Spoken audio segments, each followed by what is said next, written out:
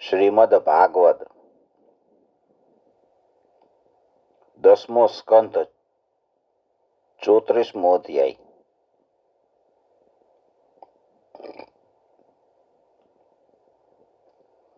સુદર્શન અને શંખચૂડનો ઉદ્ધાર.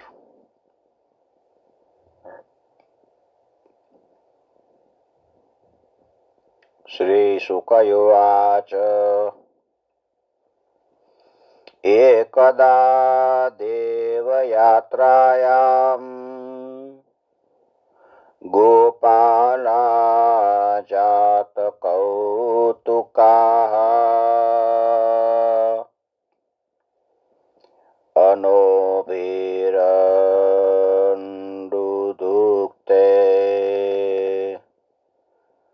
પ્રયયુસ્તેऽંબિકાવનમ.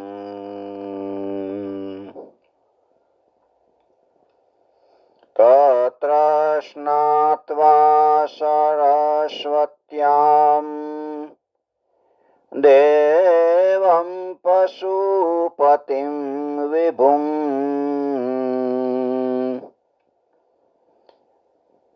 આનર્ચૂરહણેરભક્ત્યા દેવીં ચ નૃપતેऽંબિકામ.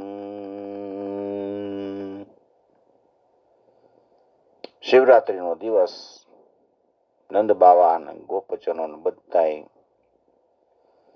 બળદગાડા ઉપર સવાર થઈ અંબિકાવનમાં જાય છે.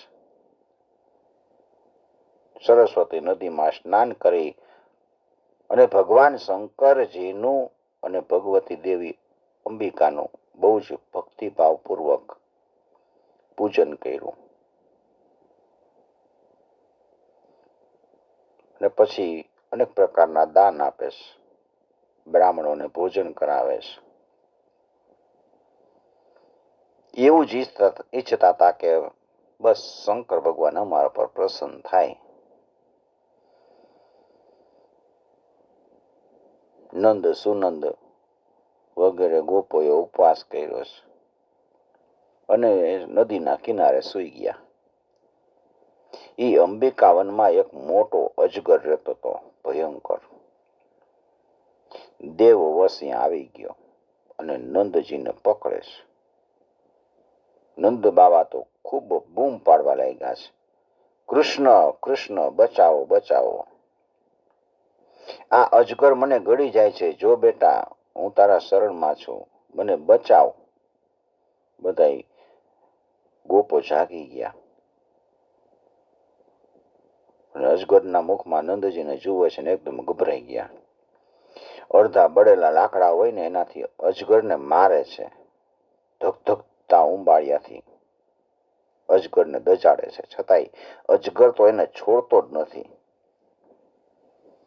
કૃષ્ણ ત્યાં પહોંચ્યા અને કૃષ્ણએ પોતાના ચરણનો અજગરને સ્પર્શ કરાવ્યો. કૃષ્ણનો ચરણનો સ્પર્શ અજગરને થયો ત્યાં અજગરના બધા પાપ બળી ગયા. એ અજગર શરીરનો ત્યાગ કરીને વિદ્યાધરો પૂજે એવા સુંદર શરીરને પ્રાપ્ત થયો છે. દિવ્ય જ્યોતિ નીકળવા લાગી છે. ગળામાં સુવર્ણનો હાથ પહેરીને ઉભો રહ્યો. ભગવાન પૂછે છે, તમે કોણ છો અને આવું તમને અજગરનું શરીર કેવી રીતે પ્રાપ્ત થયું હતું?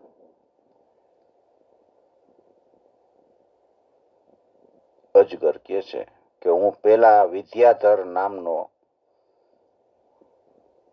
સુદર્શન, હું એ પેલા વિદ્યાધર હતો અને પછી મારું નામ સુદર્શન હતું.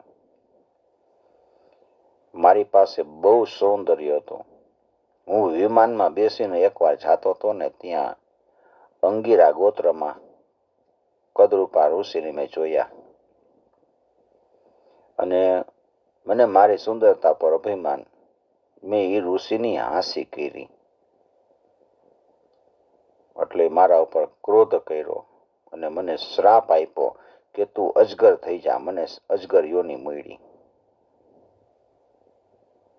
અમારા પાપનું ફળ છે. કોઈની કુરૂપતા ઉપર કોઈ દિવસ હસવું નહીં.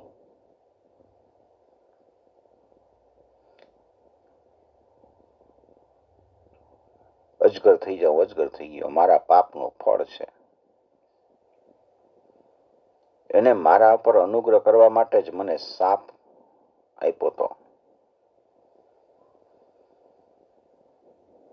અને એ શાપનો પ્રભાવ આજે મને ખબર પડી કે તમારા ચરણનો મને સ્પર્શ થયો. મારા બધા અશુભ નષ્ટ થઈ ગયા.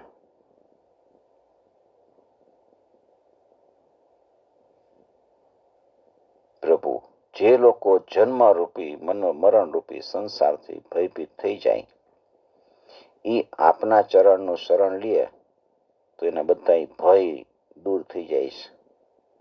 હું શાપ મુક્ત થઈ ગયો છું. હું તમારા શરણમાં આવ્યો છું. જે પુરુષ આપનું કીર્તન કરે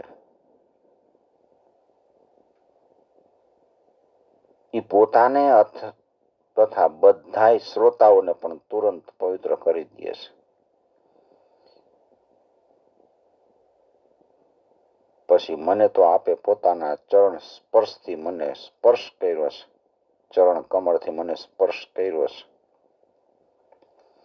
તો પછી મારી મુક્તિમાં શું સંદેશ? સ્તુતિ કરી, ભગવાનની પરિક્રમા કરી અને પોતાના લોકમાં ચાલ્યો ગયો છે.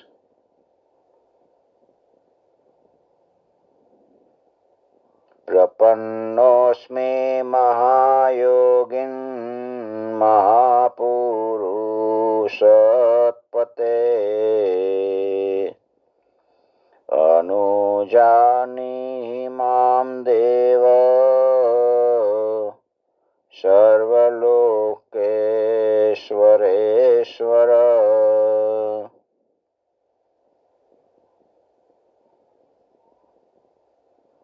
વ્રજવાસીઓ ભગવાનનો આવો પ્રભાવ જોયો, બહુ આશ્ચર્ય થયું. અને પછી ભગવાનનું લીલાનું ગાન કરતા કરતા વ્રજમાં આવ્યા છે.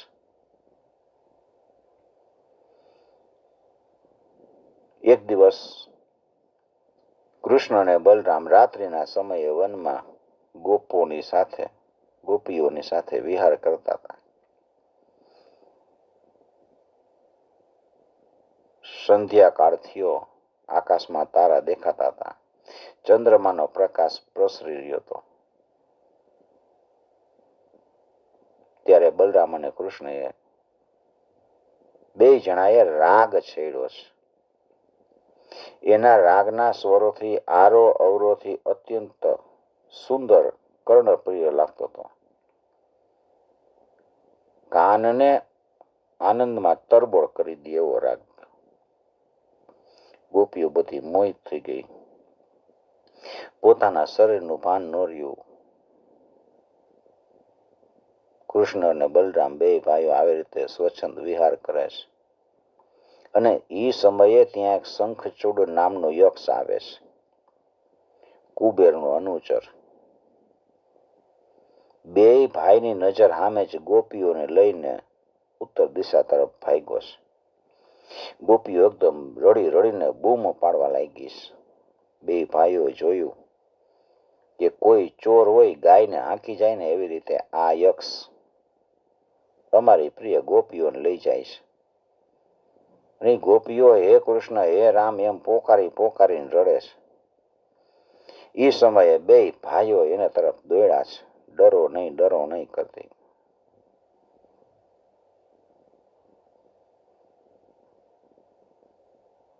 અને શાલનું વૃક્ષ લઈ અને બે વેગપૂર્વક યક્ષની પાસે પહોંચ્યા છે. યક્ષે જોયું કે આ તો કાળ અમારો આવ્યો, મૃત્યુ જેવો. એટલે ગોપીઓને બધીને મૂકીને યક્ષ ભાગ્યો છે. બલરામજી ગોપીઓની રક્ષા કરે છે અને કૃષ્ણ યક્ષની પાછળ જાય છે, પાછળ.